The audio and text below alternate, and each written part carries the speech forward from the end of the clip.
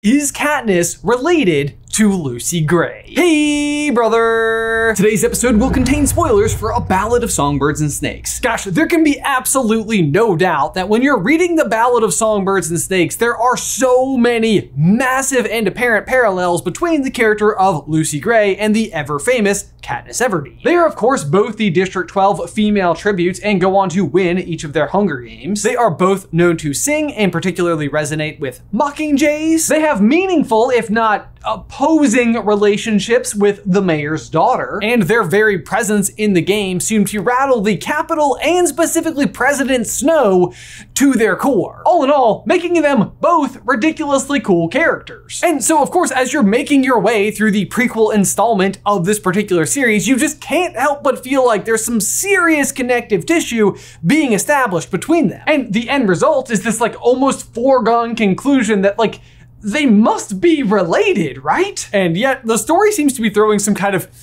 unusual wrenches into that assumption. Lucy Gray is, of course, a member of the nomadic group called the Covey, and their unique naming conventions can make it just a little bit tricky to track how they sort of travel through history. And Lucy Gray herself has quite the mysterious ending, kind of leaving it open-ended as to whether or not she even survives the ending of the prequel installment. Something where even if she did, it doesn't exactly seem likely that where she would go afterwards is back to District 12. Then beyond that, there's a 64-year gap between these two stories, meaning at best, it would be a grandmother-granddaughter relationship between Lucy Gray and Katniss. However, I don't even think that's the case either. If they end up being related, I don't think it will be in the way that you might expect. It may come with some caveats. Today, I'll explain.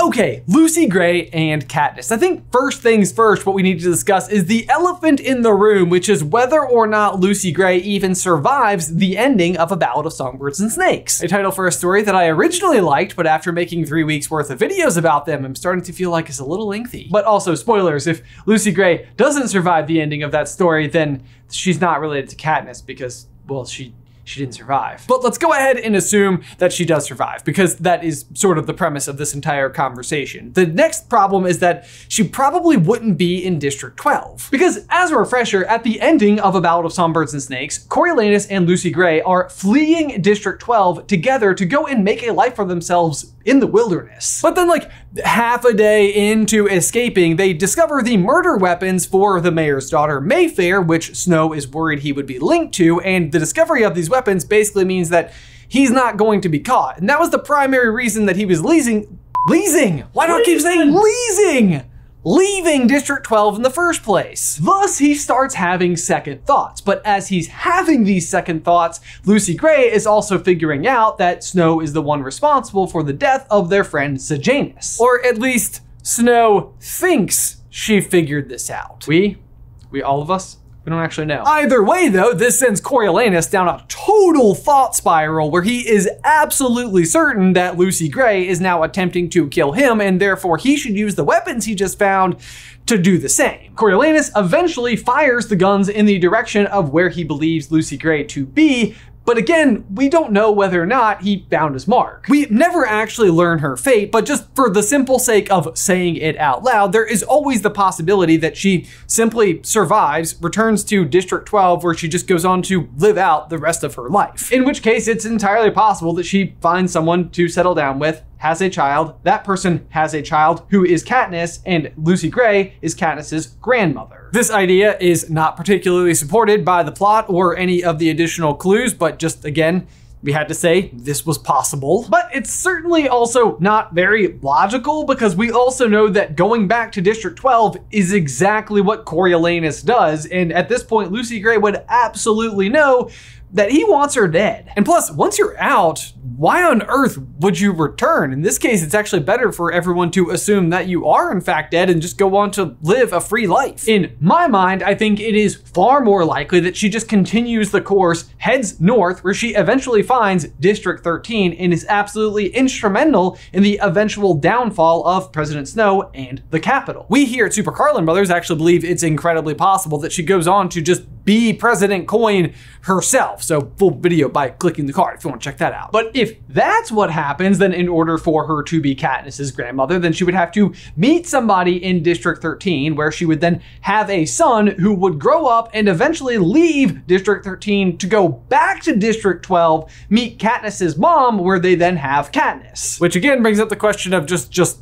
why on earth would you leave the safety of District 13 to go back to District 12? Why does everyone want to go back to District 12? Your fate back in District 12 would be to volunteer your life as a coal miner and again be subservient to the capital. At the end of the day, I guess we do know that this family is good at volunteering for things, but still. I volunteer as tribute. There is one other last concept that might involve them being directly related, but in a less familial sense. There is a huge layer of mystery both in universe and out here in the real world surrounding the Ballad of Lucy Gray, where Lucy gets her name from. It's the story of a girl who goes out in a snowstorm and gets lost. So get it? It's like she gets lost in a snowstorm, President Snow. It's very clever. The ballad ends by saying that Lucy essentially vanishes, but also suggesting that you might see the ghost or spirit of her out there still, meaning she may have somehow remained behind in some capacity. The symbolism of this particular interpretation might suggest that Katniss is quite literally like the reincarnated ghost or spirit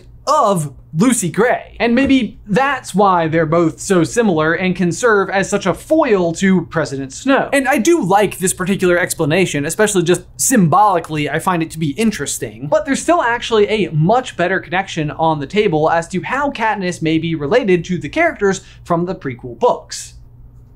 Book. Single. There's just one. And I would say at this point in time that the odds are not exactly in favor of a scenario where Katniss is directly related to Lucy Gray, but it doesn't mean they can't still be connected somehow more distantly. But there is actually another member of the Covey that I think has a better connection with Katniss, and that is Maud Ivory. In A Ballad of Songbirds and Snakes, Maud Ivory is 8 to 9 years old and is essentially just the embodiment of a little kid. But the detail that caught our attention about Maud Ivory right away is her unique ability to know a song after only hearing it once. The song, it was Payback of a Kind. Most people won't know that, but the Covey will get the message loud and clear. And they're all I really care about. Just on one hearing, asked Coriolanus. It went by pretty fast.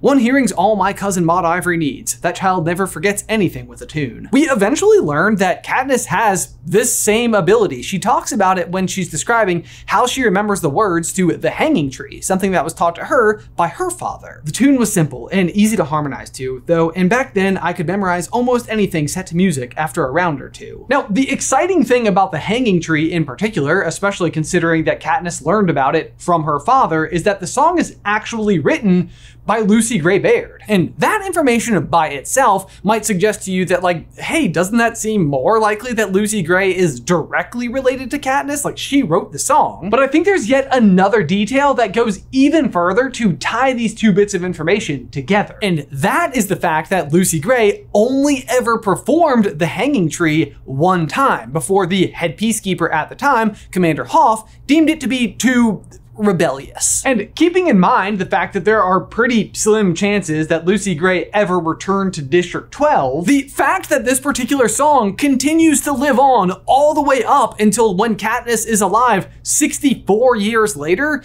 is almost an absolute testament to the idea that it's thanks to Maud Ivory. She heard it the one time and was able to hold on to it. And just because the song was banned after its first ever performance, there are just not that many other situations that would have been available for people to have eventually learned the song otherwise. So after the single performance, the only person who could have memorized all of it would be Maud Ivory, who even Maud herself could not perform it to other groups of people, but maybe only in private, to say like, her son. Her son would then, of course, be Katniss's father, by the way, which also makes perfect sense when you consider the fact that he is highly regarded for having a beautiful singing voice, something that would totally seem to track as someone who's got Covey lineage. And again, we know that Katniss learns the Hanging Tree from her father, and he must have learned it from someone. Speaking again of her father, he's also the one who takes Katniss to the cabin by the lake, the place that only the members of the Covey seem to know about. It's even at this secret cabin by the lake where Maud Ivory herself talks about collecting Katniss tubers. Like, it feels like an almost foregone conclusion that Katniss's father was raised by the remaining members of the covey that Lucy Gray leaves behind. And the other thing that Lucy Gray, of course, leaves behind is also her music. The Hanging Tree isn't the only song that Katniss seems to have inherited from the covey. There is also the song about the meadow that Katniss sings to Rue as she's dying. This is the same song that we learned in A Ballad of Songbirds and Snakes that Lucy Gray literally used to sing to Maud Ivory. Well, I will if you sing to me. Sing me the one from when I had croup. She flattened out her head on Lucy Gray's lap. Lucy Gray proceeds to sing Deep in the Meadow. But that's still not everything. We fast forward back to Katniss's first Hunger Games with Peeta when they're inside of the cave together. Peeta is explaining when he first took notice of Katniss. So that day in music assembly, the teacher asked who knew the Valley song. Your hand shot right up in the air. She stood you up on a stool and had you sing it for us. And I swear, every bird outside the windows fell silent. And once again, we can travel back to Lucy Gray. It's in the scene where they're being held in the zoo before the first Hunger Games, without any food. Coriolanus suggests to Lucy Gray as her mentor that maybe if she sings, then people will like her and bring her food. You don't have to. Sing, I mean. I know, she said. He wanted her to though, but if people like you, they might bring you more food. As Coriolanus moves to leave, Lucy Gray breaks into song. Coriolanus had not gone 20 paces when he stopped by the sound of his tribute's voice, singing sweet and clear through the night air. The song she's singing is the Valley song. Even later in the story, when she was talking to Coriolanus about it, she refers to it this way. And the Valley song was, like you told me, maybe a way to get food, she said. Now, at least to be fair in this particular situation, Katniss's teacher back when she was 5 specifically asked the entire class if anybody knows the Valley song, so it might hold some importance just in District 12 in general. This could potentially make it unique when compared to The Hanging Tree or Deep in the Meadow, which seem to be lesser known songs and specifically taught to Katniss by her father. But either way, it's yet another connection between these two eras, and the person who knows the song is still Katniss. But even the fact that other people know this particular song might still be a clue. Katniss reveals in the very first chapter of The Hunger Games that there's only been one other winner besides Haymitch, but Haymitch is the only one who's still alive. Katniss is describing the mayor here. Then he reads the list of past District 12 victors. In 74 years, we have had exactly 2. Only one is still alive. Haymitch Abernathy. Now, of course, at this point in time, if you've read A Ballad of Songbirds and Snakes, then you know the other victor is Lucy Gray. But the kicker is that at the end of A Ballad of Songbirds and Snakes, we also learned that Dr. Gall has methodically gone through and completely erased and destroyed all of the tapes of the 10th Hunger Games. While that could be a problem in the future, it's a blessing this year, given that I've had to erase the whole mess. You erased it? He asked. Every last copy gone, never to be aired again, she grinned. I have a master in the vault, of course, but that's just for my own amusement.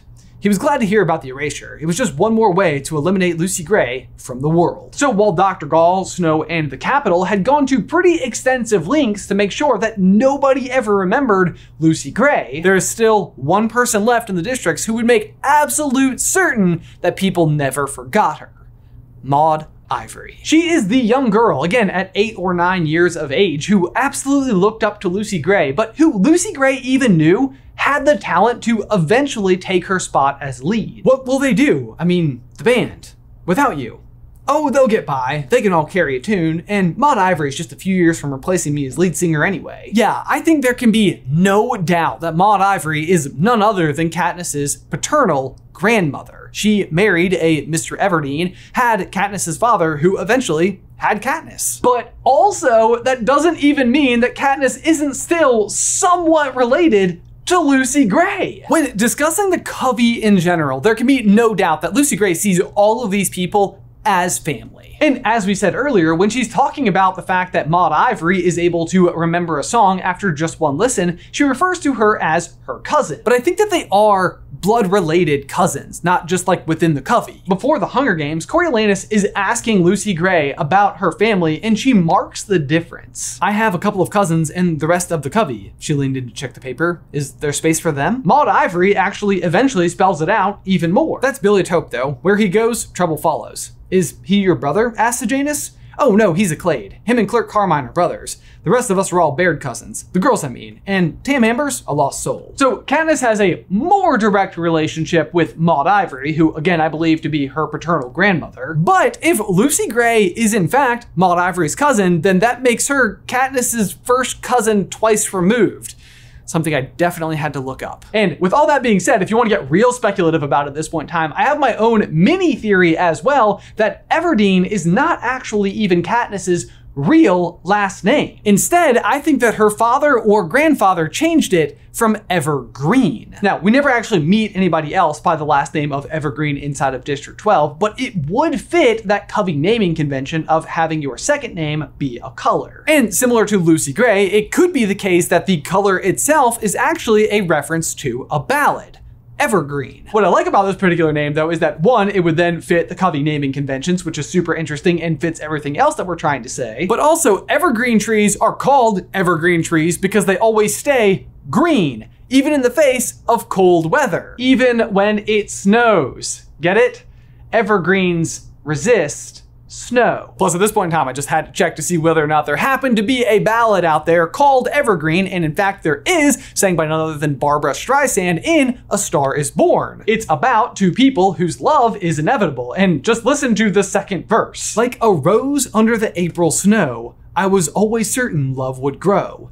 Love ageless and evergreen, seldom seen by two. But guys, we write a lot of theories here at Super Carlin Brothers, and it's a pretty rare occasion when you have a hunch that something could possibly be related, and then when you look at the lyrics of the song, they literally involve snow and rose and love and evergreen. Like all the pieces are all there. But there you go, guys. Is Katniss a descendant of Lucy Gray? No, it doesn't look like it. Is she distantly related to her? Yes, it appears so. Katniss is the granddaughter of Lucy Gray's cousin, Maud Ivory, making Katniss part district, part Covey, all fire. Katniss Everdeen, the girl on fire!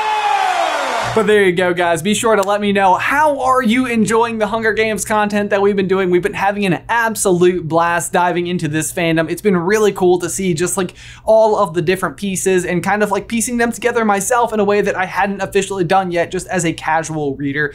Be sure to let me know in the towel section down below. As ever, be sure to like this video and subscribe to the channel if you haven't already. If you'd like to find out whether or not Lucy Gray goes on to be President Coin from District 13, I think there is a lot of compelling evidence around it. That video is right over here. Otherwise, until next time, bye. Please be advised, today's episode includes discussions related to prostitution. Hey, brother! Okay, you guys, today's theory I think is very, very interesting and has to do with one of the biggest burning questions that I personally had after finishing A Ballad of Songbirds and Snakes. Inside of this prequel story, we learn a very unexpected, if you will, detail, and that is the cat-like woman that takes in Katniss and the rest of her crew at the end of Mockingjay is actually President Snow's own cousin, Tigris. Honestly, even at the end of Mockingjay, I couldn't help but feel like this particular character had been shoehorned in a little bit as like a deus ex machina. I mean, like, good thing this cat lady was here, otherwise we would have been cooked. At best, my interpretation of this particular person and the fact that she had a hideout that Katniss was able to use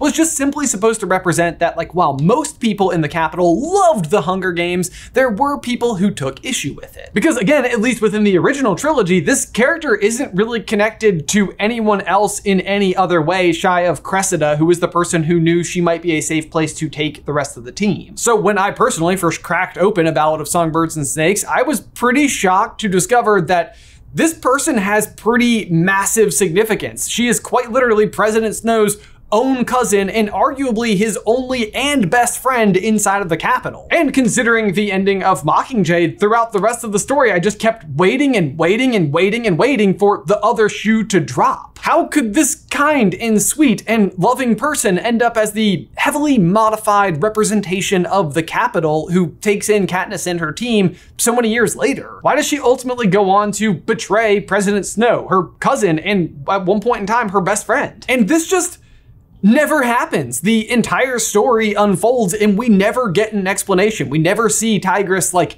recognize the darkness that resides within Coriolanus. She thinks he's a good person. She doesn't understand the truth about who he really is. And so it kind of just left me in a state of bewilderment. Like, why choose this character in particular who's just inside of a few pages? And I will be the first to say that this took a fair bit of digging, but I do believe that I unearthed the answer. And surprisingly, it all comes down to Finnick Odair.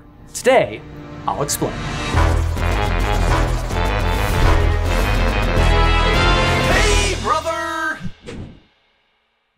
All right, guys, let's just go ahead and dive right on in. I think the best place to start is what we know about the character of Tigris, at least from Katniss's perspective, and then work backwards from there. Here is Katniss's first description of Tigris when Cressida leads them to her door. The skin has been pulled back tightly and tattooed with black and gold stripes. The nose has been flattened until it barely exists. I've seen cat whiskers on people in the capital before, but none so long. The result is a grotesque, semi-feline mask, which now squints at us distrustfully. And again, you might just think that Tigris is supposed to illustrate more of what the capital life is like. Like even here, even in the capital, where some of the fashion choices that they make are kind of unusual at best, this is a person who even took that too far. That or simply some physical modifications to your being in order to keep up with the latest trends don't age very well when those trends ultimately change. Either way though, throughout all of the modifications, Katniss ultimately realizes that she does in fact recognize Tigris. Tigris, deep in my brain the name rings a bell. She was a fixture, a younger, less disturbing version of herself.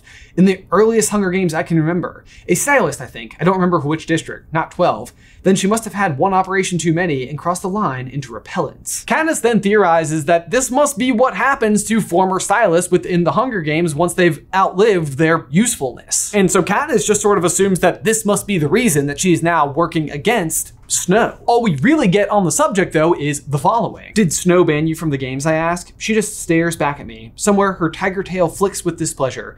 Because I'm going to kill him, you know? Her mouth spreads into what I take for a smile. And here's how I've always read this particular exchange. Katniss is seeing all the heavy modifications that Tigris has made to herself and just assumes that on some level, the reason why she's rebelling is actually out of vanity. It's maybe not the most noble reason to be involved with the rebellion, but at the very least, Katniss can assure herself that this person won't turn them over. However, if we backtrack to teenage Tigris, we see a completely different version of this person. When we first meet young Coriolanus and Tigris, they only have one other living family member. It's their shared grandmam, or should I say the grandmam. Feels like she's got the. These three together are working to try to maintain the great name of Snow inside of the capital, and they do reside in one of the most prominent penthouses in the entire city. However, the reality of this situation is that they have had to scrape and sell every single thing they own just to maintain possession of this apartment. And as this story begins, we know that Coriolanus is prepping for the reaping for the 10th Hunger Games and needs to be as presentable as possible. His shirt for the reaping was worrying him. He had an acceptable pair of dark dress pants bought on the black market last year, but the shirt was what people looked at. For today's ceremony, students were instructed to be dressed fashionably but with the solemnity the occasion dictated. Tigris had said to trust her, and he did. Only his cousin's cleverness with the needle had saved him so far. And this all sort of represents the dynamic that these two cousins share. Coriolanus has a lot of potential to do something great in the world and restore the name of Snow, but a lot of that potential hinged on the ultimate outcome of Coriolanus's mentorship in the Hunger Games, where a scholarship to the university is on the table. Without such a prize, he had no way to afford to go to university, which meant no career, which meant no future. Not for him, and who knew what would happen to the family. But before any of that could happen, they needed a shirt. And Tigris is the one who shoulders that responsibility. However, considering the circumstances here, she's kind of at long odds, as the family has already traded away or sold anything of real value. Had Tigris given up on the old thing and braved the black market in some last-ditch effort to find him proper clothing? And what on earth would she possess worth trading for it? Only one thing. Herself. And the House of Snow had not yet fallen that far. Coriolanus is concerned at the lengths that Tigris might have to go to in order to secure him a shirt, but what we ultimately learn is that Tigris is not only kind, but incredibly resourceful. You see, Tigris herself had already started what you can only describe as like the worst version of an internship ever with an existing stylist. Tigris had foregone university when she graduated from the academy to pursue her dream of becoming a designer. She was supposed to be an apprentice, although Fabricia used her more as slave labor, requiring her to give foot massages and clean clumps of her long magenta hair from the drains. But Tigris never complained and would hear no criticism of her boss. So pleased and grateful was she to have a position in fashion. And it's through this very position that Tigris was able to come up with a way to repair Coriolanus's existing shirt. She convinced the designer that she worked for, Fabricia, to bleach all of her curtains and snuck Coriolanus's shirt in with it. This removed most of the stains in the shirt, but the ones that she couldn't get out, she was able to offset by then dyeing the shirt alongside of some marigolds she actually found in the trash. From there, she was able to parse together other bits from random items that they had inside of the Snow estate into something that was ultimately very presentable. It was gorgeous. No, even better, it was classy. The thick linen was neither the original white nor the yellow of age, but a delicious cream.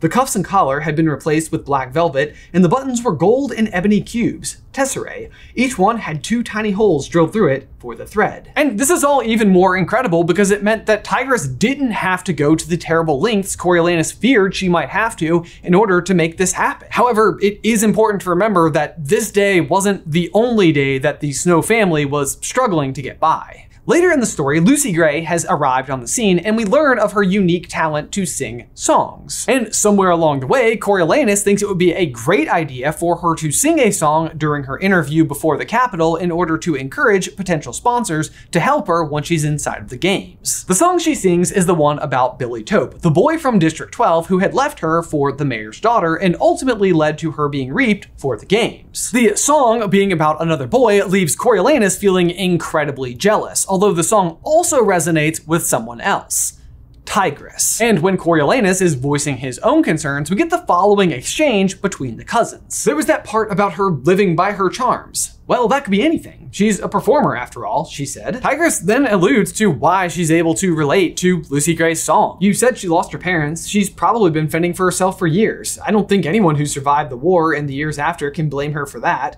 Tigris dropped her gaze. We all did things we're not proud of. You didn't, he said. Didn't I? Tigris spoke with an uncharacteristic bitterness.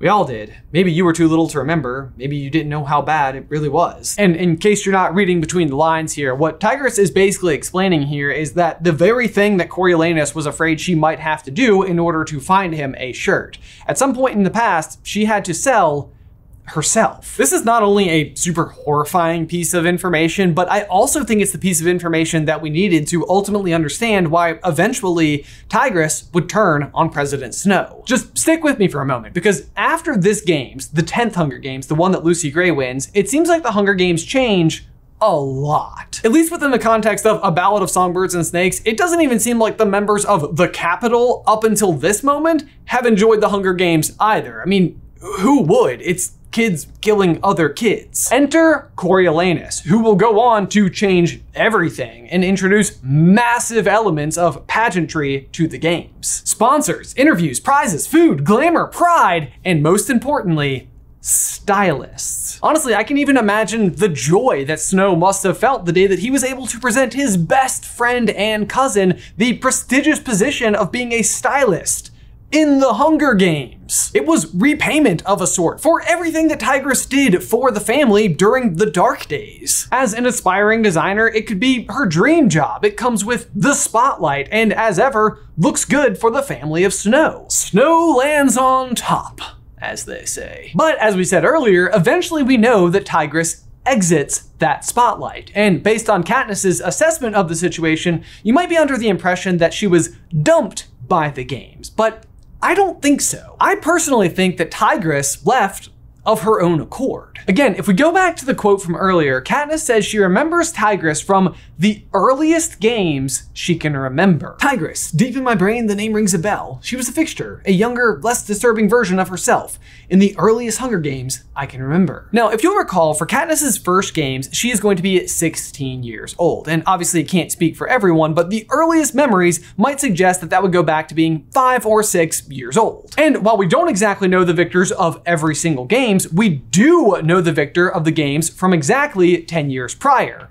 Finnick Odair. Finnick is also kind of similar to Tigris when you first meet him. He almost seems like everything that's wrong with the games and the capital. Being from District 4, he was a career, so the odds were already in his favor, but what no trainer could claim to have given him was his extraordinary beauty. Tall, athletic, with golden skin and bronze-colored hair, and those incredible eyes. So for one, he actually comes from a district that actively leans into participation in the games. But beyond that, he also seems to come across like he's basking in the glory of being a Hunger Games champion. The citizens of the capital have been drooling over him ever since. Because of his youth, they really couldn't touch him for the first year or two. But ever since he turned 16, he spent his time at the games being dogged by those desperately in love with him.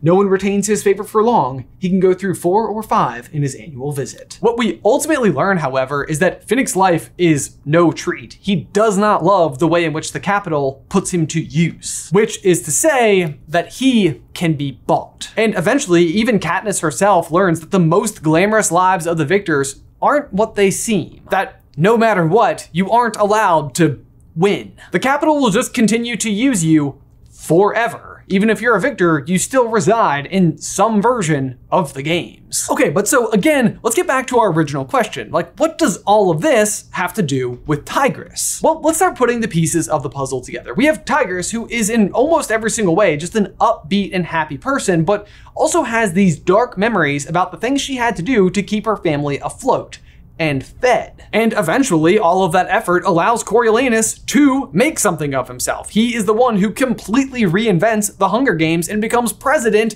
of Pan Am, where he's easily able to repay Tigris with a prominent role as a stylist in the Hunger Games.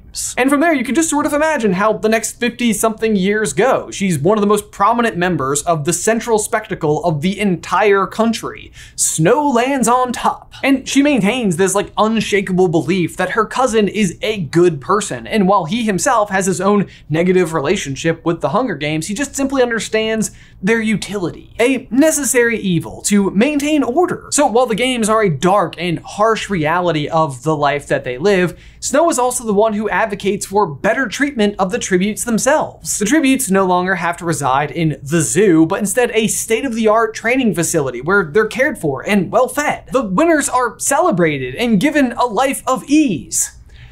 Or are they? Enter Finnick, the most popular champion ever. And it's not hard at all to believe that Tigris would be assigned a career district since she's quite literally the cousin of the president. And so Tigris does what she does. She cares for and gives Finnick her best, and he wins. And remember, keep in mind that Katniss specifically remembers Tigris from the earliest Hunger Games she herself can recall. And we know that Finnick won 10 years ago. That timing is pretty perfect. But from there, what Tigris ultimately sees is her own cousin allowing, permitting, or even encouraging wealthy citizens to treat victors in a pretty specific way. I haven't dealt in anything as common as money in years. Specifically forcing champions like Finnick to do the very thing Tigris herself once had to do to keep her family fed. When Coriolanus is having that conversation with Tigris after Lucy Gray sings her song, she closes the discussion with the following sentiment: "Try not to look down on people who had to choose between death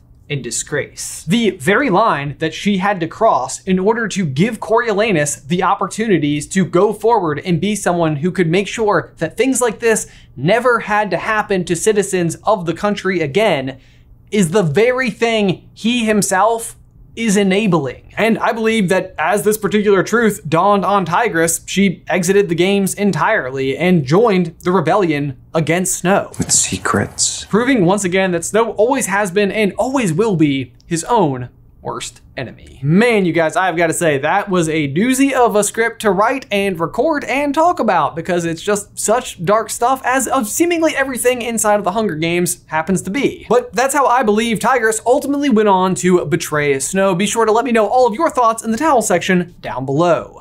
But guys, as ever, thank you so much for watching. Be sure to like this video and subscribe to the channel if you haven't already. If you'd like to find out how Lucy Gray may or may not be related to Katniss, you can check out this video right over here. Otherwise, until next time, Bye! Is President Coin actually Lucy Gray? Today's episode will contain spoilers for A Ballad of Songbirds and Snakes. Hey, brother! Man, oh man, you guys. Last week we dove into the Hunger Games fandom properly with our first massive theory. Did Coin plan everything? That theory suggests that everything from Prim's Reaping to Katniss's arena for the 74th Hunger Games to the bombings in District 8 are all part of a carefully and meticulously planned of action designed and executed by President Coin. And you guys had a ton of amazing questions in the comment section, but far and away the most prevailing one of them all was a question we ourselves had here at SuperCarlinBrothers, and that is whether or not Alma Coin, the president of District 13,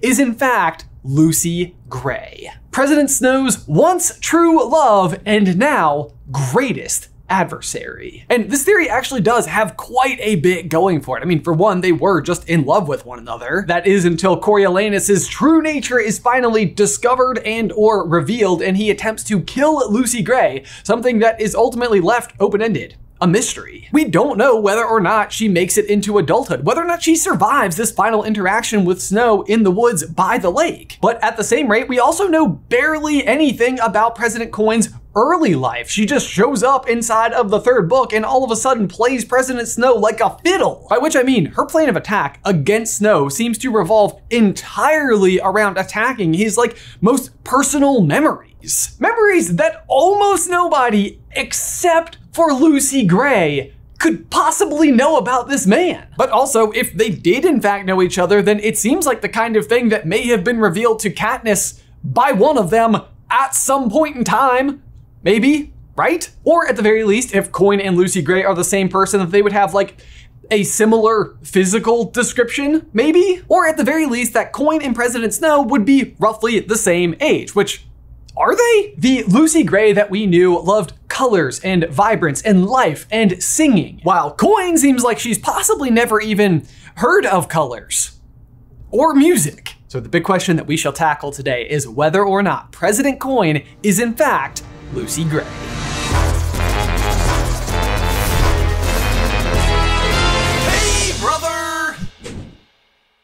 So right out of the gate, it just sort of feels like what the Ballad of Songbirds and Snakes would be attempting to tell us on the whole is that this is exactly the case, that Lucy Gray goes on to be Snow's greatest adversary, President Coin, suggesting that the whole Hunger Games saga, Katniss's whole journey, started 64 years prior between these two people. And right away, it feels like it just simply makes sense. At the ending of the Ballad of Songbirds and Snake, we know that Lucy Gray and Coriolanus are leaving District 12 entirely, relying on nothing but each other to survive in the wilderness. But as we all know, despite the fact that they were heading north, things almost immediately go south.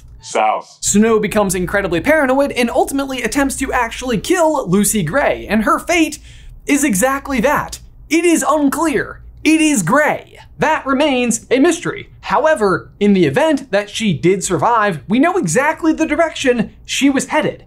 District 13, where if she did ultimately make it, she could have potentially found safe haven, a place to reside while she slowly built and gained power to ultimately mount her attack at Snow. And so while all of that sounds amazing on paper, while it feels like the actual function and purpose of this prequel series, there are some glaring issues, not the least of which is the apparent age gap between President Coin and President Snow as we see them in the Hunger Games trilogy. We know that Coriolanus Snow was 18 years old when he mentored the 16-year-old Lucy Gray in the 10th Hunger Games. And we also know that Katniss will inevitably compete in the 74th and 75th Hunger Games respectively. I volunteer as tribute. So some simple math will tell us that the trilogy then starts 64 years later, meaning that President Snow should be 82 years old and President Coin should be 80. And yet that is not at all the age that Katniss seems to describe the age of President Coin. Alma Coin, the president of 13 who just watches. She's 50 or so with gray hair that falls in an unbroken sheet to her shoulders. That's the only description we ever get as to how old this character is supposed to be. 50 or so, which is vague at best. It at least allows for a potential margin for error, that she doesn't need to be exactly a specific age. However, 50 or so and a definite flat out 80 are too far apart. And that alone would seemingly rule out any scenario where Lucy Gray was able to survive the ending of the story, make her way to District 13, where she rises to power and ultimately becomes their leader. Except I do think we have to consider the source. Katniss is the one who lays this claim to approximately 50 years old. This is relevant because Katniss has lived in and largely only knows District 12. An incredibly harsh and difficult place to live. For one, it's a mining town. We know that Katniss's own father actually lost his life due to an explosion inside of the mines. But even beyond that, coal dust itself is just not good for your health. And we also know that some residents of District 12 are known to use the same white liquor that Haymitch uses to attempt to block out the entire world. Something that I suspect is not highly refined or good for your health. And while they do have homes, it also seems like they spend a huge amount of time exposed to the elements outside, including the sun, which can also make you age rather more considerably. While on the flip side, District 13 is entirely underground. They have no coffee, no alcohol. Heck, they don't even have celebrations. Even your daily meal allotment is entirely based on your physical makeup and your daily expectations and exertions. Safety and conservation of resources are literally the #1 priority. In addition to that, it's entirely underground. They have zero sun exposure at all. So aging in District 13 could just quite literally be different. The point I'm trying to make though is that it is entirely possible that inside of District 12, Katniss has never even seen an 80-year-old, let alone one whose life hasn't been incredibly hard on them. And as such, the 50-year-olds that Katniss might be aware of inside of District 12 might actually appear 80 years old due to this incredibly challenging life that they have there. So when she sees an actual 80-year-old in the form of Coin, she might think that she's only 50 because that's what she's used to 50-year-olds looking like. And I know what you're thinking, it's kind of nitpicky to go through and sort of like place so much attention on this particular detail, but it's because it's a really big detail to overcome, but otherwise the mountain of evidence that suggests that President Coin was once upon a time Lucy Gray is huge. So with that out of the way, let's backtrack a little bit to life in District 12 between Lucy Gray and President Snow after the 10th Hunger Games. In 12, we meet the Covey, which is essentially as close to a family as Lucy Gray has. And they are a group of formerly nomadic entertainers who used to travel all over Panem before the First Great War, but ultimately were trapped inside of District 12. And right away, I think it's worth pointing out the fact that the word Covey has a real-world definition as well. It's quite literally a flock of birds. In addition to that, the joint surname that all of the Coveys seem to use is Baird, B-A-I-R-D, which is kind of a play on the word bard, a traveling performer. However, the inclusion of the letter I in the word Baird feels like a very birdification of the word. So in a way, they are performing flock of birds, one of whom, Maud Ivory, can quite literally hear a song for the first time and then immediately know it forever, who now exists under the Capitol's rule. By accident. The Covey are mockingjays, in case that metaphor wasn't clear. And mockingjays, in case you need a refresher, are not naturally occurring animals. They are the accidental hybrids of the native mockingbirds in the area and the Capitol-created mutts, jabberjays. More specifically though, Lucy Gray herself is the perfect living, breathing example of a mockingjay, and that she is neither Capitol nor District. "I'm not really from 12, she said. My people are Covey, musicians by trade. We took a wrong turn one day and were obliged to stay." "Oh, so what district are you from then?" asked Lepidus. "No district in particular. We move from place to place as the fancy takes us," Lucy Gray caught herself. "Well, we used to anyway, before the peacekeepers rounded us up a few years back." "But now you're District 12 citizens," he insisted. "If you say so." This is in an interview that she has before the 10th annual Hunger Games, an event that she ultimately goes on to win, but one that has a lasting effect on her. She claims that even after exiting the arena, she always has one foot stuck in. She shook her head, as close as he'd ever seen her to embarrassed. as she propped her guitar against the rock. Sorry, still got one foot in the arena. Meaning she's an accidental hybrid herself. She is just a freely moving native to the lands that was permanently changed and impacted by her experience inside of the Hunger Games at the Capitol. In many ways, Lucy Gray is and was the original Mockingjay, which is incredibly significant because that is the very symbol that goes on to be the icon for the rebellion that takes down President Snow. But moving on from that, let's talk about the name Lucy Gray itself, because the Covey kind of have unique naming conventions. We each get our first name from a ballad and our second from a color. She popped up to explain. Barb is from Barbara Allen and azure blue like the sky. Me, I'm Maud Claire, and ivory like piano keys. And Lucy Gray is special because her whole name came right from her ballad, Lucy and Gray. And the Ballad of Lucy Gray is particularly important because, one, it's an actual real-world ballad written by William Wordsworth, someone who absolutely had the exact right name for someone who writes ballads. And two, the themes of A Ballad of Songbirds and Snakes is encapsulated inside of the ballad Lucy Gray. We hear the entire ballad inside of the story, but the rough premise is that it is the story of a girl who went out and was lost in the snow, presumed to be dead. Her family does go out looking for her and ultimately find her footprints, which abruptly stop halfway across a bridge. Coriolanus is actively interjecting his thoughts as the ballad is being performed, and at this point in the ballad, this is what he says. Wait, what? She vanished into thin air? That is the question, isn't it? And inside of the ballad, it's completely left unclear. Yet some maintain that to this day she is a living child, that you may see sweet Lucy Gray upon the lonesome wild. Once again, we get Coriolanus interjecting, who believes it's a ghost story. Oh, a ghost story. Ugh, boo, so ridiculous.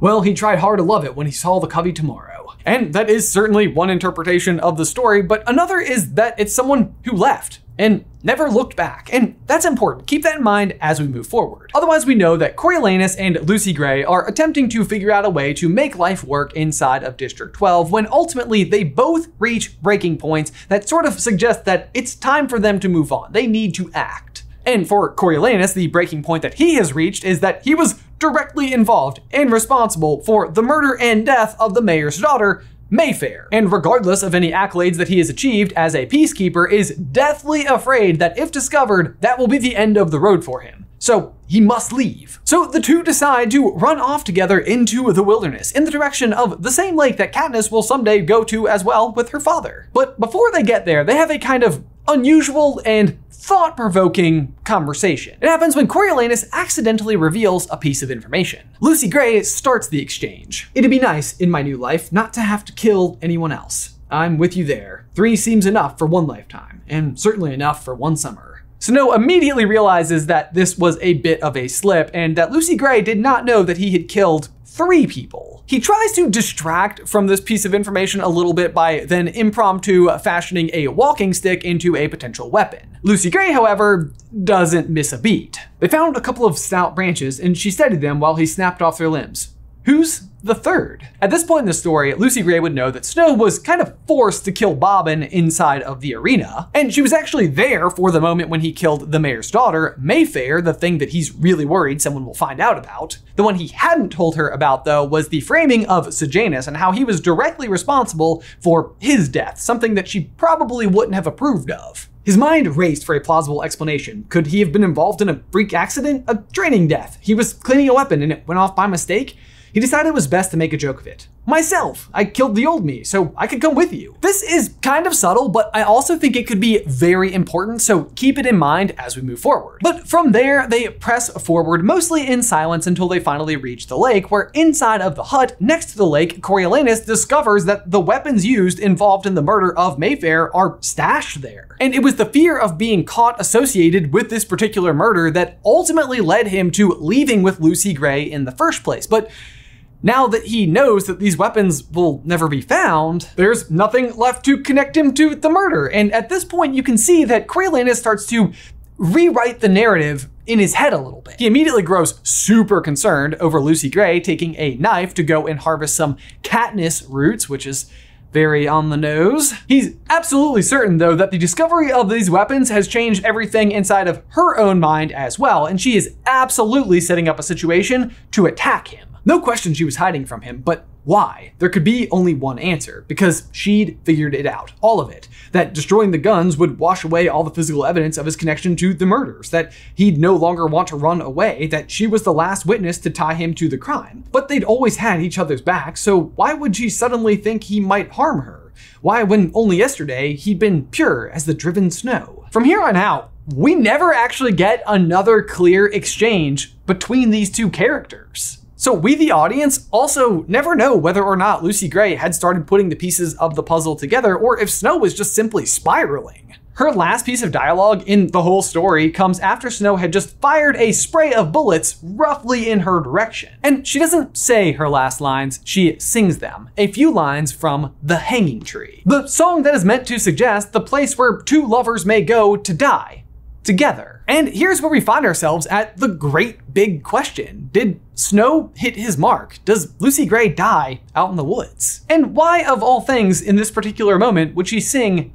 The Hanging Tree? And it goes back to the line from earlier, the one that I said was important, where he suggests that the third person he killed was himself, the old him. Myself, I killed the old me so I could come with you. He's lying in that moment, but it's also not terribly far from the truth. Did Lucy Gray die in the woods? Yes, but so did Snow. That's why Lucy sings the song. It's the place where two people go to die. And I think that is exactly what happened. They both went somewhere and both killed the old versions of themselves. Coriolanus, throughout the entire story, has been carrying his mother's compact. It's something that brings him comfort. It's his last remaining connection to her, someone who is good and kind. That compact is destroyed in this scene. Meanwhile, his last remaining artifact to his father, who is a cruel man who we eventually learn actually created the Hunger Games, is a compass. And that compass is exactly what he uses to escape this scene in the woods and return to District 12 as a new person with a new moral compass. And then there's Lucy Gray. She was lost not in the literal snow, but in love with Coriolanus Snow. She's believed to be dead, never to return, just like in her ballad. But it's not clear if she's gone for good. I think physically they both survive this altercation. However, all that is left of Lucy Gray is a ghost of her former self. And this would serve as the explanation as to why Coin is just so different from the character of Lucy Gray. Lucy Gray is fun and colorful and musical, while Coin is bleak and gray and efficient. Lucy Gray wears the rainbow dresses with bouncy, dark, curly hair. Coin wears a gray jumpsuit and has gray hair and gray eyes. Gray eyes that Katniss describes as, her eyes are gray, but not like those of the people of the seam. They're very pale, as if almost all the color had been sucked out of them. The color of slush that you wish would melt away. Sucked out of them.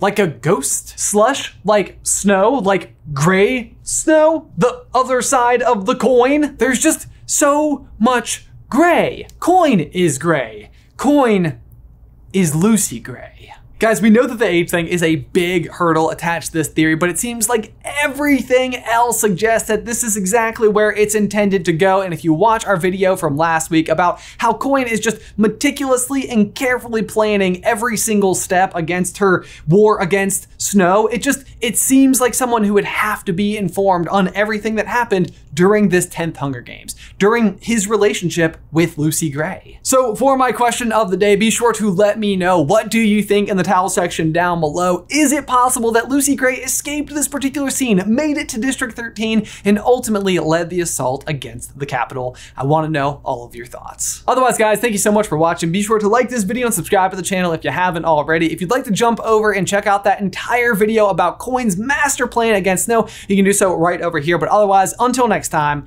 bye. What if I told you that Prim's reaping in the original Hunger Games was not random and instead part of a much, much bigger plan. Today's episode will contain spoilers for all of the Hunger Games books, including A Ballad of Songbirds and Snakes. Hey, brother! Oh man, you guys, I'll be the first to say that we do not cover Hunger Games a lot here on the Super Carlin Brothers channel, but that does not mean that we're not big fans. I personally just finished my latest pass of the series, and I've just been so pleasantly surprised at how much I enjoy it from start to finish, and that's including the latest installment, The Ballad of Songbirds and Snakes. That being said though, I feel like for the first time I was really starting to ask big questions about the overall narrative, like getting into the minds of the individual characters themselves. And possibly even more importantly, the deep overarching themes of the whole story. And as I worked through each installment of the series, I started to realize that all of my deepest questions all seem to be neatly tied together. All of which ultimately brought me to one really huge question. Was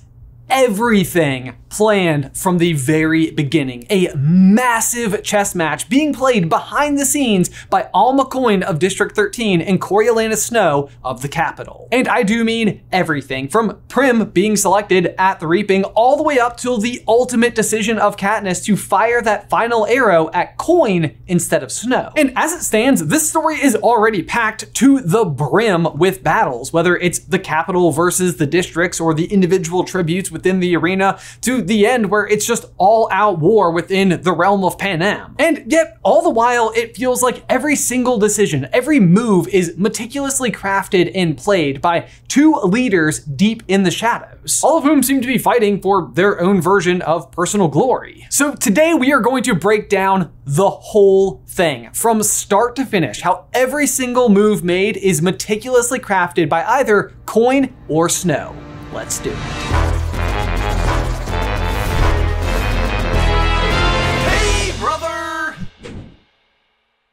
Okay, so like I said, each step on this path all stem from a personal question of my own that all seem to come together to build the larger narrative. So my own personal first question is the ignition point for the entire series. It's the moment when Primrose Everdene's name comes out of the Reaping Ball. Primrose Everdene. How did this happen? Because as a recap, the way that your name is entered into the Reaping Ball in the first place is that if you are between the ages of 12 and 18 years, each year your name goes in automatically. So for example, at age 12, which happens to be Prim's age, your name goes in once. And then at 13, it will go in twice, 14, it will go in 3 times, and so on. But in addition to that, it also stacks based on all of your prior year's slips. So for example, if it is your second year in the games and you have only entered the bare minimum, your name will be inside of the Reaping Ball 3 times. 1 for the first year and 2 for the second. And I have to imagine that the reason for this particular methodology is simply that the older the tribute happens to be, the more likely they are to be entertaining once they're ultimately in the games. But in addition to the required number of slips that go in with your name on them, there is also a way to exchange additional names for what is called tessery. Tessery is enough grain and oil for one person for 1 year. And citizens of the district who are of age are able to add more of their names to the Reaping Ball in exchange for more tessery based on the number of members of their family. Katniss does this for herself, Prim, and her mother in her first year, meaning that her first year she entered 4 names. 3 for the tessery and 1 for the standard submission. So by the time the 74th annual Hunger Games has arrived, Katniss has entered her name in the bucket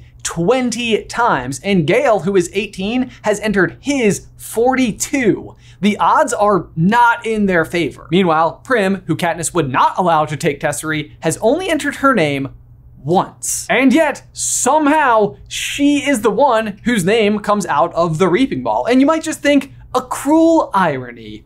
But I volunteer! I volunteer! Yes, of course you do, Katniss, because that was the plan all along. This is because I believe that this move right here is the very first step in Alma Coin's plan to eventually overthrow President Snow, the Capitol, and take hold of Panem. Rig the Reaping in District 12 so that Katniss can step in for her adorable younger sister and start winning the attention of the nation. And speaking of Prim, there can be no doubt that there is in fact a cruel irony to the fact that her name is the one that comes out of the Reaping Ball. It's just not the fact that it came out despite the fact her name has only been submitted 1 time. It's the fact that Prim's name being selected leads to Katniss volunteering for her, which is ultimately what starts the entire rebellion that takes down the Capitol. Katniss does everything to protect Prim. Before she's ever even in the Hunger Games, it's hunting and trading to ensure she's fed. Then she survives not just one, but 2 different Hunger Games. She ultimately becomes the beacon of the rebellion, the Mockingjay herself. A rebellion that, might I add, is ultimately successful in ending the Capitol's reign. All of that is in the name of protecting her younger sister, Prim. And despite all of that,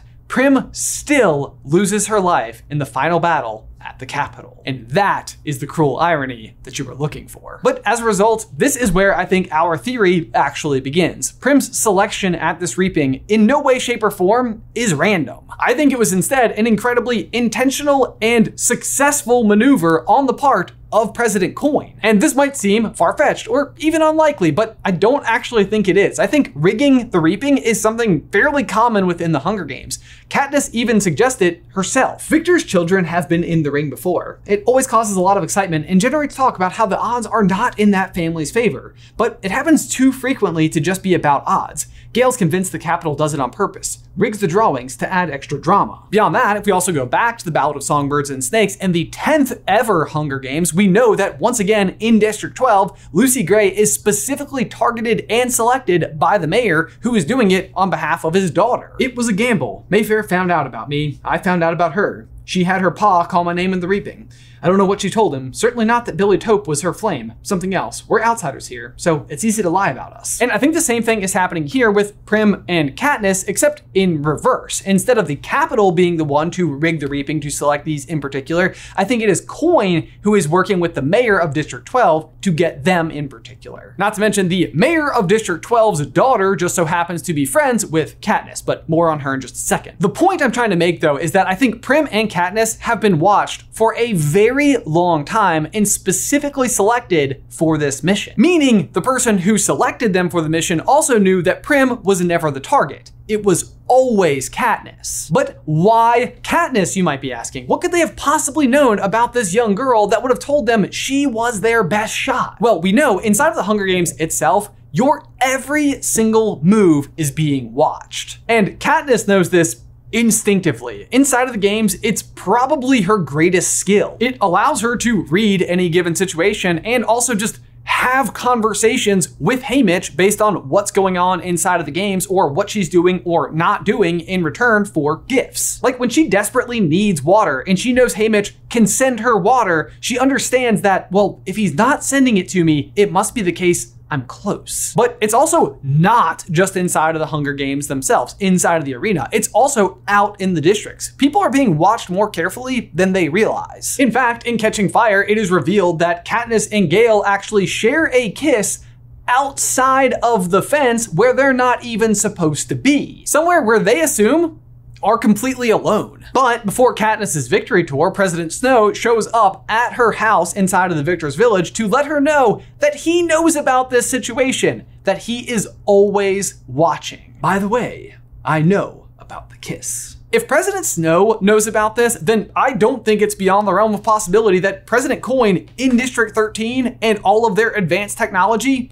does as well. And this means that she too could have been watching and waiting for her perfect candidate, the perfect person to set all of the events in motion. And what she found was Katniss. I mean, heck, even geographically, it kind of makes sense that it would specifically be District 12 where they would choose their champion from. Because sure, maybe District 13 isn't able to monitor the entire nation all at once, but District 12 is their closest neighbor. We already know that District 12 seems to have lessened security relative to some of the other districts in the nation. And again, with the proximity in mind, it is very likely they would be the easiest ones to eavesdrop on. Not to mention, honing in on specifically a female candidate from District 12 in particular has some other very significant non-geographic based advantages, but we'll talk about that more in a minute. In any case, Coin settles in on Katniss, who against all odds has actually managed to develop quite a skill with a bow and arrow in order to feed her family, which shows her dedication to her family for one, but it's also something unique about her that might give her a fighting chance inside of the arena. And she's also the one who spends all of her time with Gale in particular out beyond the fence where they're not supposed to be, where Gale constantly talks about his hatred of the Capitol. And she's the one who can easily and immediately win the hearts of everyone in the country when she steps in to protect her younger sister. Because that's the thing you have to remember. Before it's the whole Katniss and Peeta star-crossed lovers from District 12 thing, Katniss is the girl defending her younger sister, the underdog from District 12, the one who has somehow managed to scrape together an ability with a bow and arrow. From Coin's perspective, she literally could not have found a better candidate for this job. So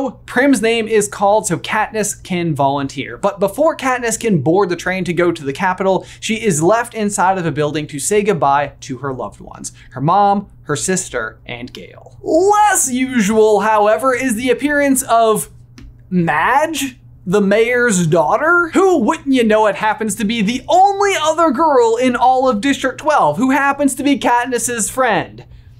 Sort of. But this is a particularly huge part of the story because this is the moment when Madge gives Katniss the Mockingjay pin, which ultimately goes on to be the symbol of the entire rebellion. Coincidence? I mean, maybe, but also I'm thinking probably not. Not that necessarily Madge in particular at this age is already part of the rebellion, but I think it's pretty likely that her father, the mayor, is. In fact, he could even be the one who suggests that Madge give Katniss this particular pin. Because the more that you learn about the Mockingjay and Snow in particular's relationship with this particular bird, it starts to make a lot of sense. Because, as a refresher, Mockingjays shouldn't, or rather, should I say, didn't, exist. They are instead the byproduct of the Capitol-created mutts, Jabberjays, birds that had been specifically designed to record and recall specific bits of information that they heard. Unfortunately though, for the Capitol, the Jabberjay project completely and utterly backfires because they were originally created to spy on rebels before the first ever Hunger Games had ever taken place during the First War, except the rebels at that time discovered what they were and were sending them back with false information. And this failed experiment was essentially just left to die out in nature because all of the Jabberjays that had ever been released were all male. They weren't supposed to be able to reproduce. But by some miracle, they were actually able to mate with just native mockingbirds, creating a whole new species, Mockingjays. And so just their accidental existence at all is thumbing its nose at the Capitol. Proof that there is something out there that they simply can't control. On top of that though, President Snow himself has a hatred for these birds long before Katniss has ever embodied it. He first encounters one as a youth when he is working as a peacekeeper in District 12 and immediately hates them. A blackbird slightly larger than Jabberjays suddenly opened its wing to reveal two patches of dazzling white as it lifted its beak in song. Coriolanus felt sure he'd spotted his first Mockingjay and he disliked the thing on sight. And so I know what you're thinking, okay, so he hated them, but how on earth would Coin know this particular piece of information about him? And the answer to that, I think, best lies at the mysterious ending of The Ballad of Songbirds and Snakes, where Lucy Gray's fate is kind of unknown. Does she ultimately survive this final encounter with Snow? The book honestly leaves it pretty open for interpretation, much like the character of Lucy Gray's own namesake in The Ballad of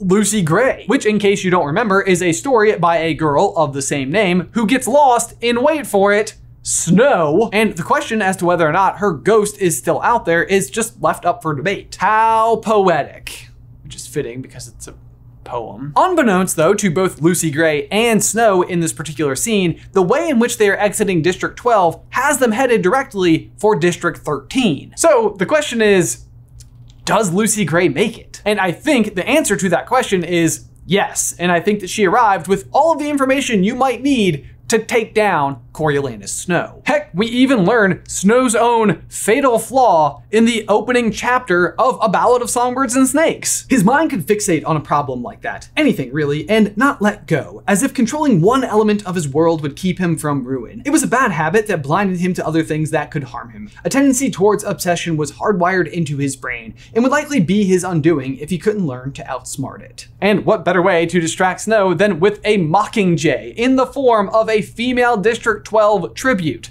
Lucy Gray reborn. Because even Lucy Gray herself is a Mockingjay. She's there by accident. And what I mean by that is she's a member of the Covey, a nomadic troupe of performing travelers who just end up in District 12. Therefore, just like the birds, she is neither capital nor district. And just like the birds, she can sing. So if Coin can find someone as distracting as Lucy Gray and brand her as the Mockingjay, it's the ultimate distraction against Snow. And the cherry on top is the star-crossed lovers routine between Katniss and Peeta. If you know Snow's history at all, there's no way in the world he's not going to see the similarities between Lucy Gray and Katniss. Her and Peeta's story is just too similar to his own. In fact, I even think it's incredibly likely that this is how President Snow knows that Katniss is not in love with Peeta, because Snow himself was in love with Lucy Gray. He can spot the difference. Speaking of Peeta though, let's talk about that for a second, because Katniss's kiss with Gale happens outside of the fences of District 12, and that is still somehow caught on camera. How hard might it have been to pick up on the one person in District 12 who had gone out of their way to help Katniss? What I'm trying to say though is that I think Peeta himself was just as carefully selected as Katniss. Because while they've only had a small handful of interactions ever at all, the ones that they have had were massive. Peeta has loved Katniss from afar long before the games ever happened. There's this one girl that I've had a crush on forever. So if you're looking for someone to become Katniss's ally inside of the games unknowingly, he's your pick. And I know exactly what you're probably thinking in this particular moment. What about Gale? He's obviously super in love with Katniss too. But I actually think that Gale is a bad pick because he's too capable. If he had been selected from District 12, he would be the obvious candidate from District 12. But that's not what they want. They need a capable person who won't outshine Katniss. Who they need is Peeta. Moving on from being selected for the games though, let's talk about the other tip of the hat that suggests that Coin has been involved with pulling the strings long before we're ever introduced to her. And that is the games themselves. The arena that Katniss is selected to participate in is the perfect arena for her skill set. Gosh, I've just spent my entire life out hunting in the woods. I wonder what the arena will be like. Oh wow, it's exactly that! In addition to essentially having home field advantage, she is also paired with the perfect stylist in Cinna. After volunteering on behalf of Prim, Cinna steps in and immediately makes her stand out from the crowd. He is without a doubt the star stylist from this games, and this is his debut.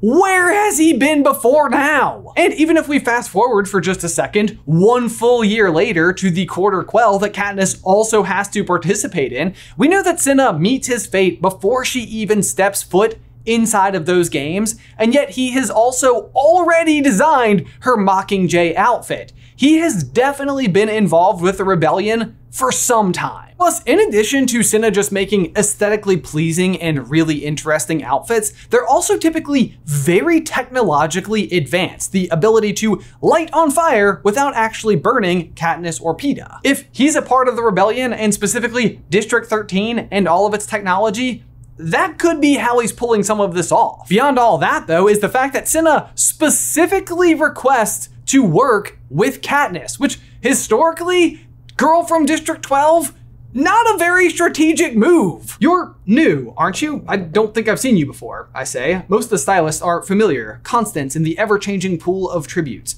Some have been around my whole life. Yes, this is my first year in the games, says Cinna. So they gave you District 12, I say? Newcomers generally end up with us, the least desirable district.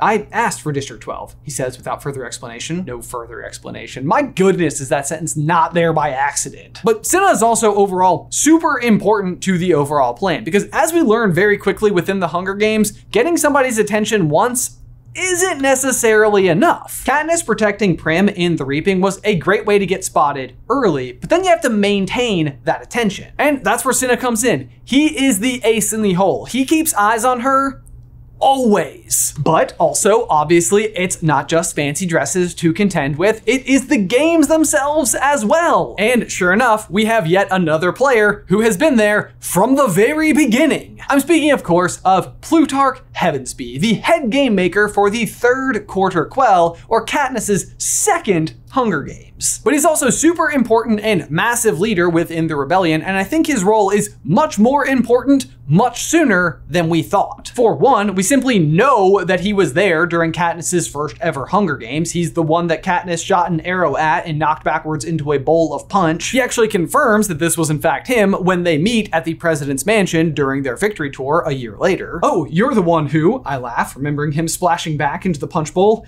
Yes, and you'll be pleased to know I've never recovered, says Plutarch. But this isn't the only bit of information that Plutarch reveals during this particular exchange. The other is that each of the respective games that the audience is watching each year has been in production for a long time. Oh yes, well, they've been in the works for years, of course. Arenas aren't built in a day, but the, shall we say, flavor of the games is being determined now. Believe it or not, I've got a strategy meeting tonight. We eventually learned that Plutarch is speaking in all sorts of codes here and trying a little bit to help Katniss know some details about the arena for the third Quarter Quell. But what it also tells me is that if Plutarch was a game maker during Katniss's first ever games, then it stands to reason that he has been there long enough to know which arena was going to be happening when. So what I think happened is that at least some years in advance, Coin and Plutarch were able to identify Katniss as their ultimate candidate. And they knew that the year that Prim was going to enter the Reaping was the year to strike, which also means that for years in advance, Plutarch could have been pulling strings behind the scenes to make sure that this arena was used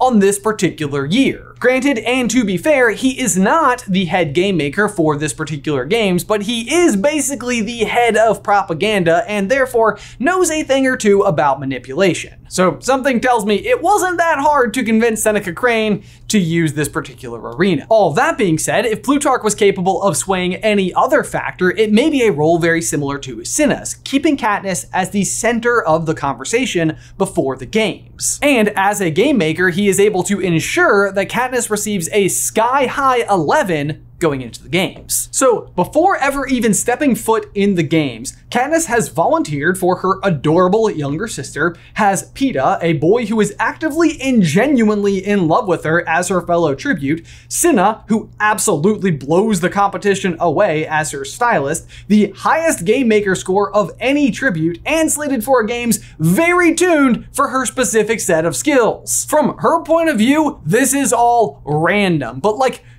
oh my gosh, if it is, because a lot of things outside of her control seem to be going a long way towards giving her the best possible shot in there. I think at that point is when the locus of control shifts over to Katniss herself. All they can do is give her a fighting chance. From there, she has to win on her own, but after all, she is fighting for her life. But honestly, I'm not even sure it necessarily matters if she wins.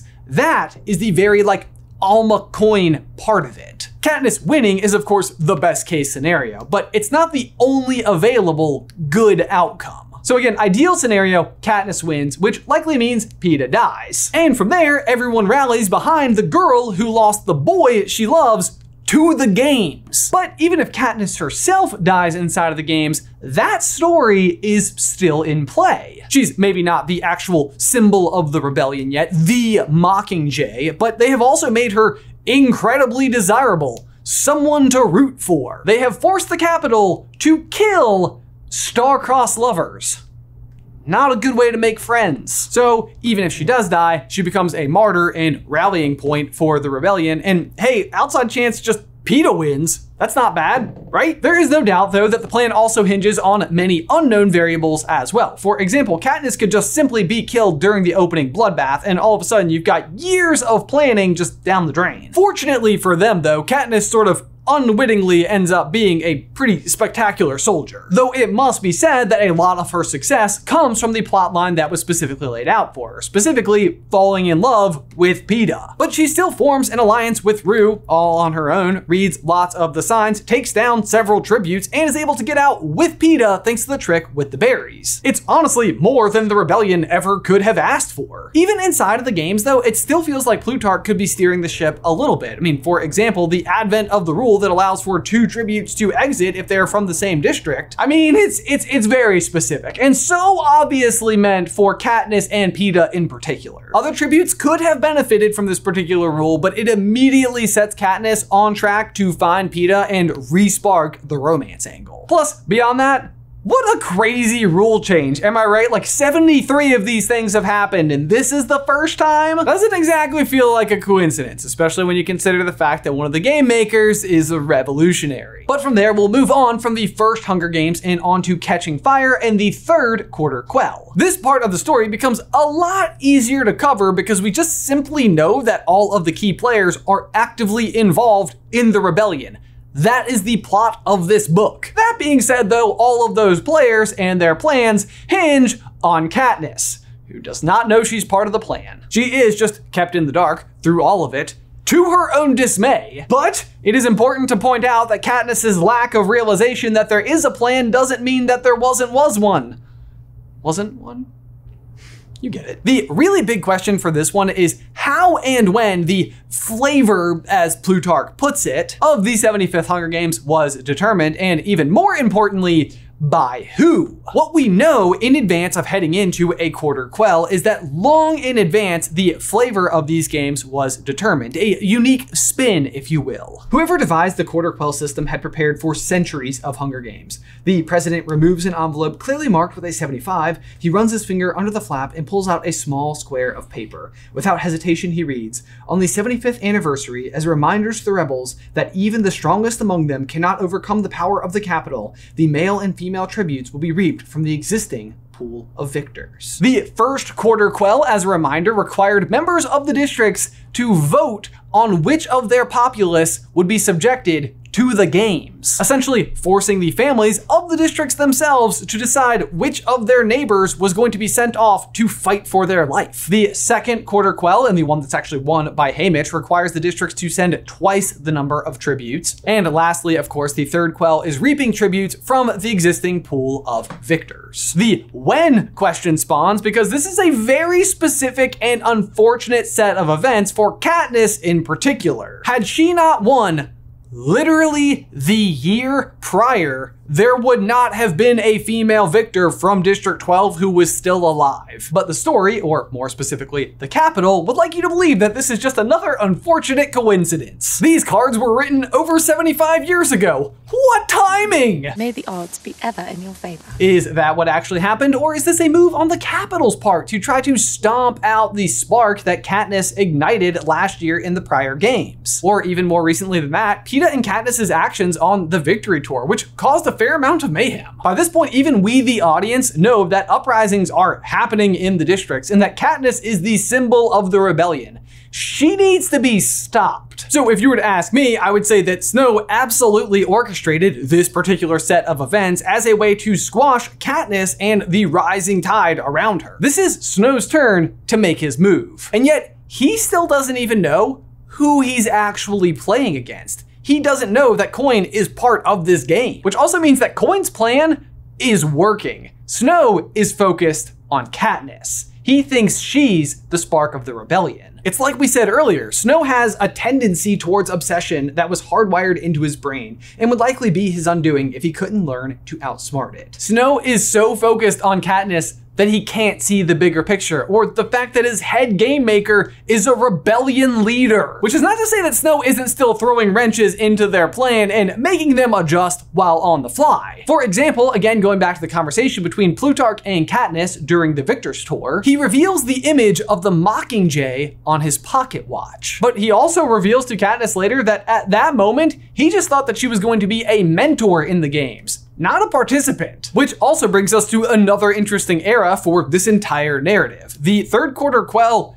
has no victors. The arena is destroyed when Katniss fires the arrow through the chink in the armor. This is yet another moment where Coin and District 13 just sort of get lucky that Katniss is somehow able to pull through, but this was also their own plan from the very beginning. Beatty is actually the one who is actively attempting to accomplish this exact thing. He just gets knocked out in the process, and Katniss figures it out and finishes it for him. But that's not really the point. The point is that they ultimately collect Katniss from the games and take her to District 13, where they were sort of operating under the assumption that Katniss would want to be the Mockingjay, but instead it takes some convincing. The rebels ensnaring me in the metal claw that lifted me from the arena, designating me as their Mockingjay, and then having to recover from the shock that I might not want the wings. And this is where another one of my own personal major questions come into play, which is, what lengths did Coin go to get Katniss to agree to be the Mockingjay? We know that it takes some work, not only to get Katniss to come around, which comes with some conditions. There is the pardoning of her fellow tributes, her ability to go hunting with Gale, and the allowance for Prim to be able to keep their cat, Buttercup. But also there's the fact that Katniss is not a very effective actress. Does she know the line?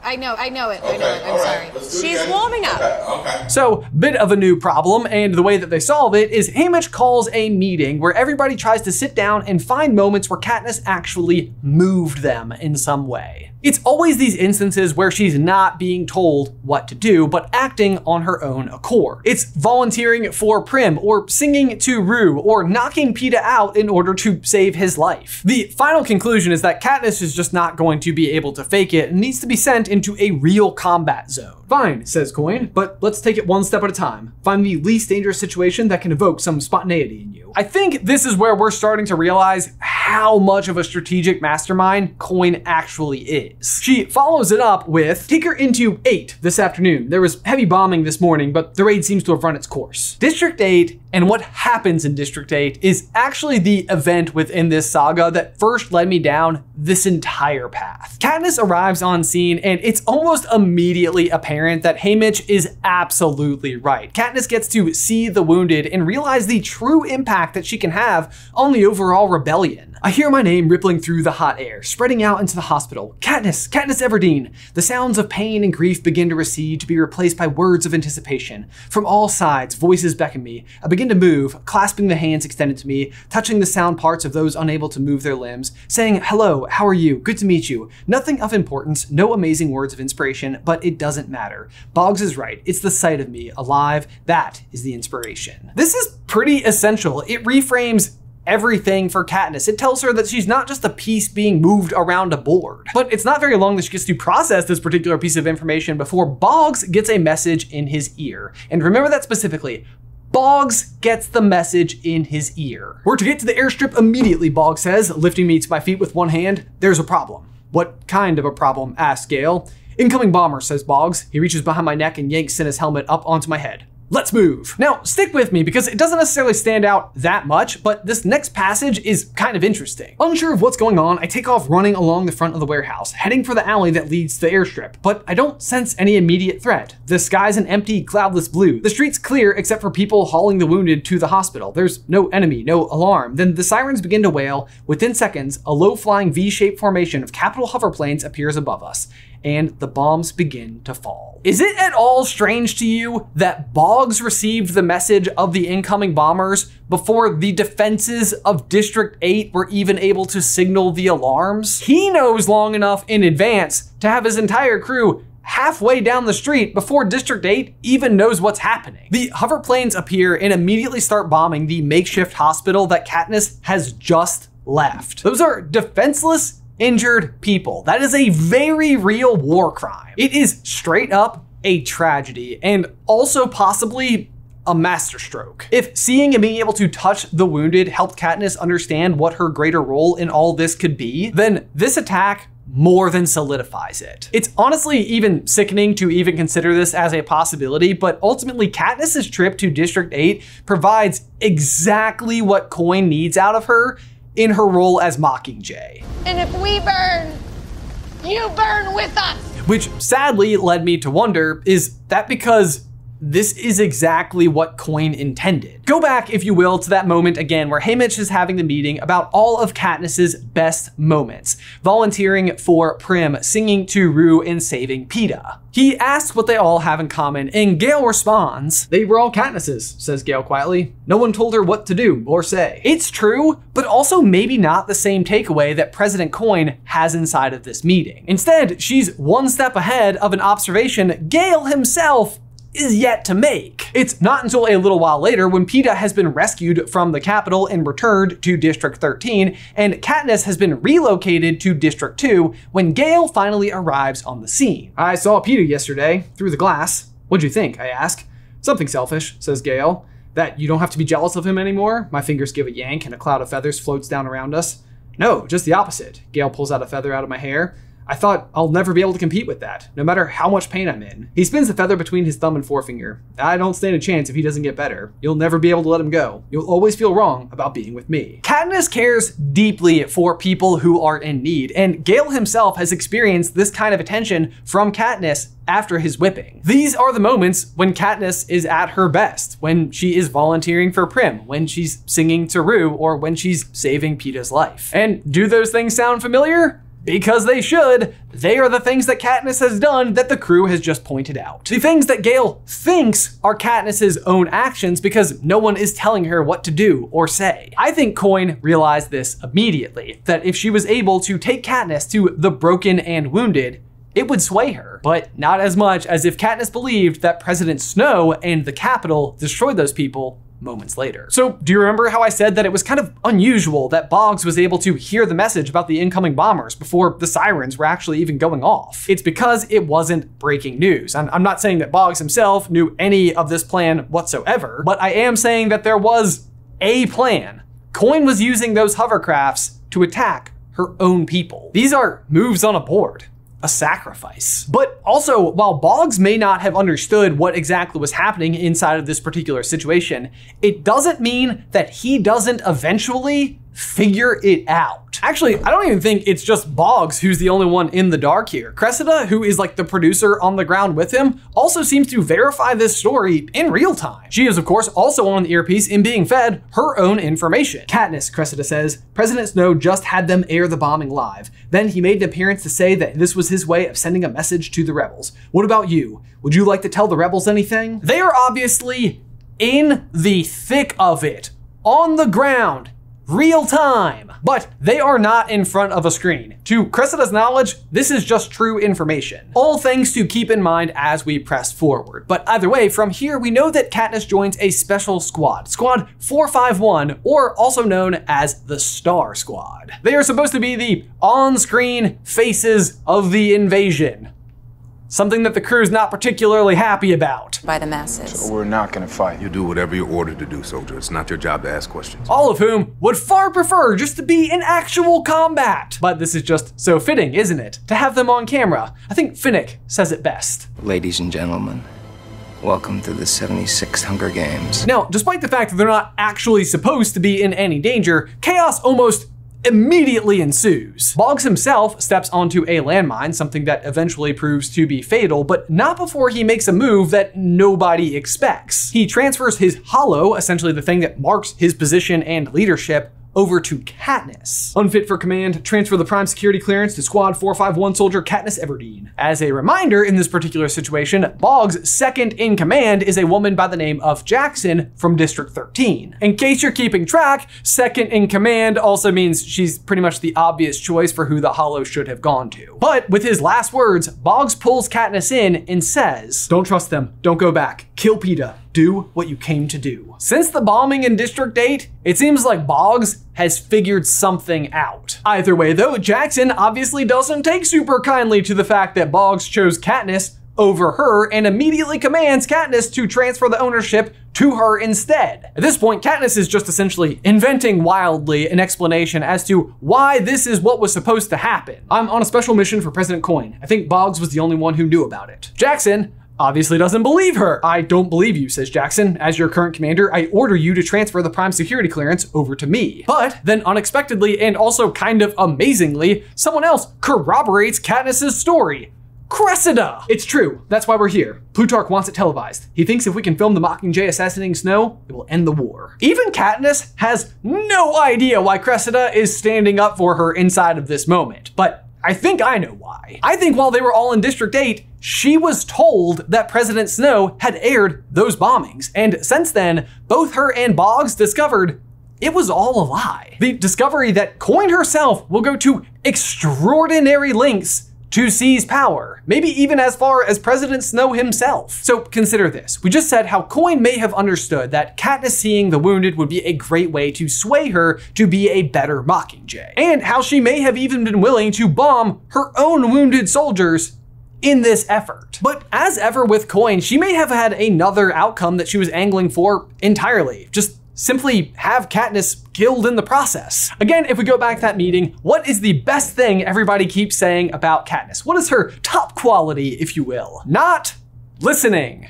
This is not a particularly great characteristic of a highly influential person in your society when you are trying to rule with an iron grip. What she needs is someone who will listen. She is the one who sends Katniss to the hospital, and then it gets bombed.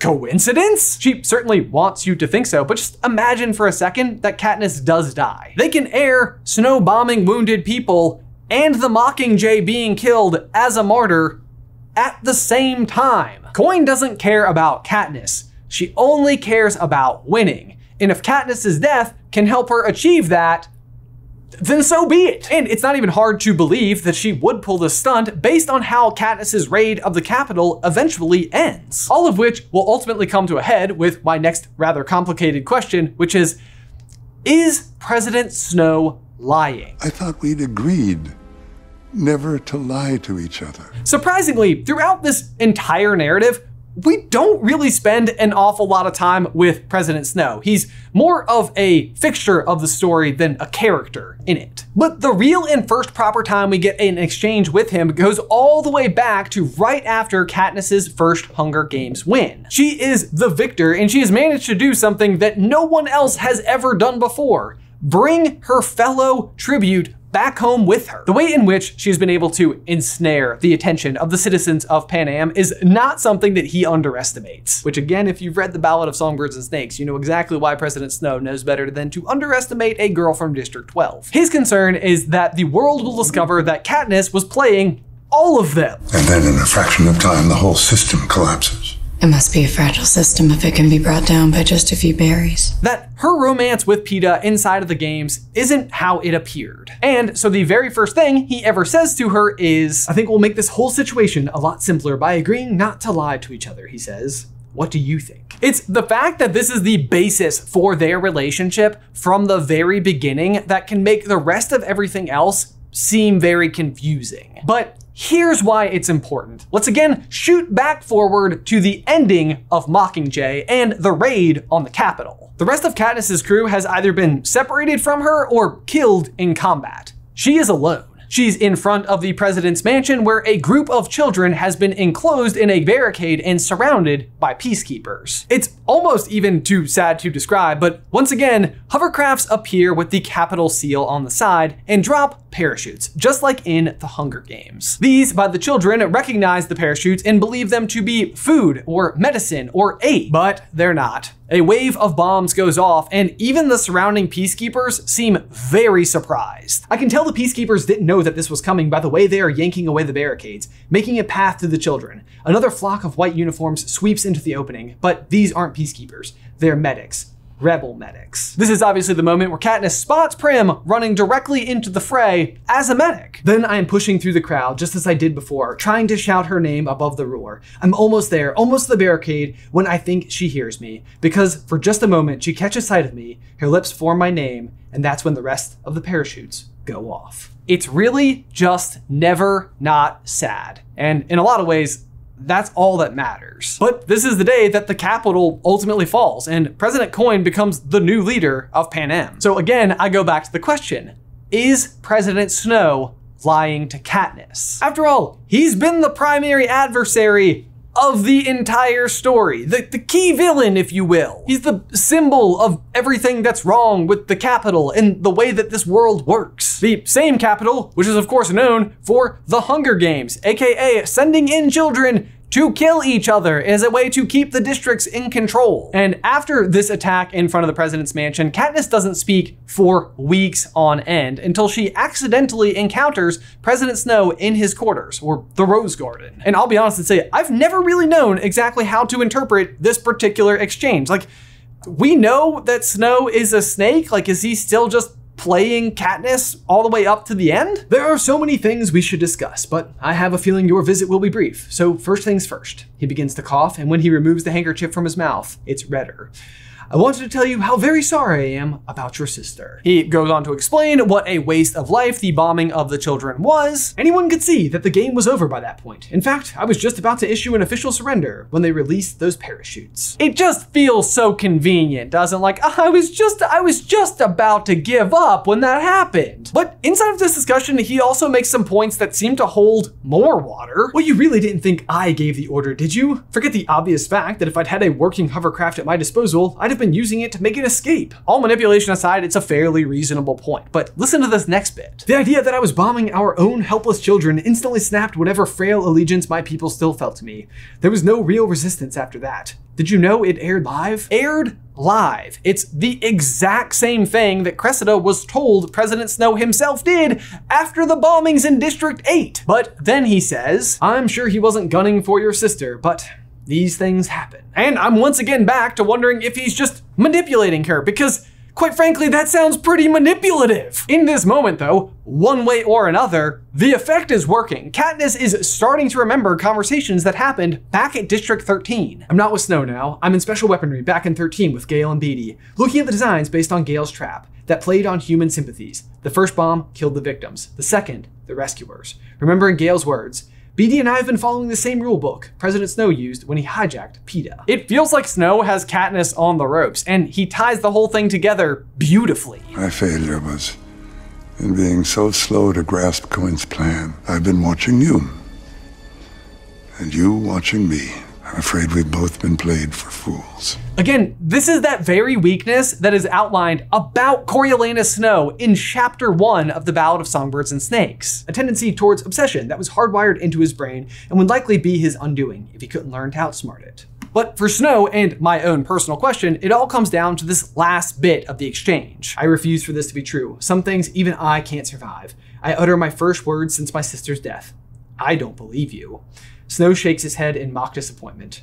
Oh, my dear Miss Everdeen, I thought we had agreed not to lie to each other. How is this to be interpreted? Is Snow referring to some type of absolute truth about himself here? Essentially saying something along the lines of like, I may be cruel, but I do not lie. Or is he accusing Katniss of lying? Like she says, I don't believe you. And he's saying, yeah, you do. One way or another though, this exchange has an impact. When it all comes down to it, Katniss has walked out for the execution of this man who has wreaked havoc on her life. And she has one single arrow in her quiver. She knocks it, and the point of my arrow shifts upward. I release the string, and President Coin collapses over the side of the balcony and plunges to the ground, dead. Through the stunned crowd, Katniss can only hear one thing. Snow's laughter, an awful gurgling cackle accompanied by an eruption of foamy blood. When the coughing begins, I see him bend forward, spewing out his life until the guards block him from my sight. His laughter here, to me, has always been the ultimate kicker. Snow knows that there is no way he's making it out of this situation. He is at the end of his road. Even if he's not executed here, his health is not good, and he is completely surrounded by adversaries. So was this last act of his just a stab at being able to control one last thing? Like, Coin may have taken him and his capital down, but he could still go down swinging, still land that last final blow just through his considerable cunning. But I personally think that telling the truth is an absolute about his character. He's not lying. Coin bombed her own people and Prim in the process. And again, going back to District 8, I don't even think this is the first time she's done it, because she's just as cruel as Snow. And the real nail in the coffin that she did have something to do with this final bombings must come down to the fact that she is proposing one last Hunger Games. In lieu of these barbaric executions, we hold a symbolic Hunger Games. For the record, a completely terrible idea, and yet Katniss agrees to it? Why? If you will recall, this decision is left in the hands of the few remaining victors of the past Hunger Games. Beetee, Peeta, and Annie all correctly oppose this idea. Joanna and Enobaria are both for it, so it comes down to Katniss and Haymitch. I weigh my options carefully, think everything through, keeping my eyes on the rose. I say, I vote yes for Prim. Haymitch, it's up to you, says Coin. A furious Peeta hammers Haymitch with the atrocity he could become party to, but I can feel Haymitch watching me. This is the moment then, when we find out exactly just how alike we are, and how much he truly understands me. In case this isn't clear, Katniss isn't for this final Hunger Games at all. What she realizes inside of this moment is that Coin's suggestion of another Hunger Games at all makes her just as bad as Snow, that she could be capable of sacrificing others' lives in order to achieve her own goals, that she may bomb her own wounded to sway the opinion of one person or an entire pen full of children to end the war, that she would hold the very games they have all fought to destroy. It's proof that Alma and Snow are simply different sides of the same coin. So again, Katniss was never for this last Hunger Games. She just needed to agree long enough to be given the opportunity to fire the last arrow at her final enemy, which Coin tells her is Snow, but Katniss is always at her best when she's not following orders. Guys, as always, be sure to let me know, what do you think of this particular theory, and what do you think about us covering the Hunger Games? It's a story that I actually do truly love. Be sure to let us know in the towel section down below. But in the meantime, if you have been comfortably sitting in a chair watching this entire video and you would like some more long form content from us, you can check out this video right here, which outlines the entire Pixar theory up through 2022, or this video right here, which we call Dumbledore's Big Plan, and proves how Dumbledore had been pulling the strings all throughout Harry's career in the wizarding world. Otherwise, guys, until next time, bye!